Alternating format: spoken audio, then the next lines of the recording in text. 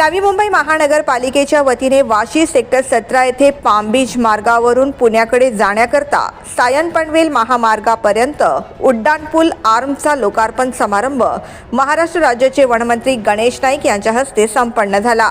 यावेळी आर्म उड्डाणपुलावरून पहिला प्रवास दिव्यांग व्यक्तींसाठी असलेल्या दुचाकी वाहनाद्वारे वैभव ठाकूर यांनी केला।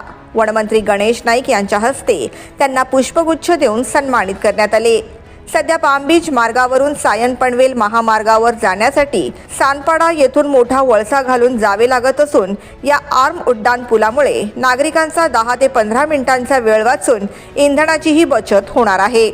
या प्रसंगी प्रसार माध्यमांशी बोलताना वनमंत्री गणेश नाईक यांनी नवी मुंबईतून पाम बीच रस्त्यावरून पुण्याकडे जाण्यासाठी बनवण्यात आलेला जोड रस्ता हा अत्यंत उपयोगी असल्याचे सांगत ही कल्पना ज्यांना सुचली व ज्यांनी अंमलात आणली त्या घटकांचे कौतुक केले। नवी मुंबई शहराच्या रचनेमधील त्रुटी दूर करणारा हा प्रकल्प असल्याचे सांगत शहर अंतर्बाह्य सुंदर दिसण्यासाठी यापुढील काळात काम केले जाईल असा विश्वास देखील त्यांनी व्यक्त केला।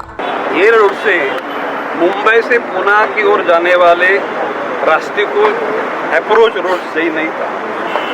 किसी महानुभाव ने ये खोज की और ये सुझाव दिया और करने का प्रयास किया और कर दिया, उनका सबका मैं अभिनंदन करता हूँ। आगे चल के ये जो अप्रोच आम है ये तो एक आम है और ये आम के बाद में लोगों की सुविधा जो बनी है वो कल असुविधा, आज से सुविधा शुरू हुई, कल भी सुविधा है।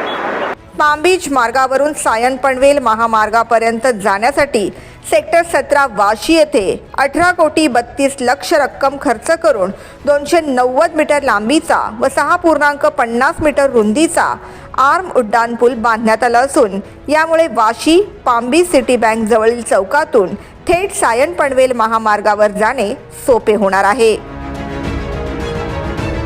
Bureau report the metro.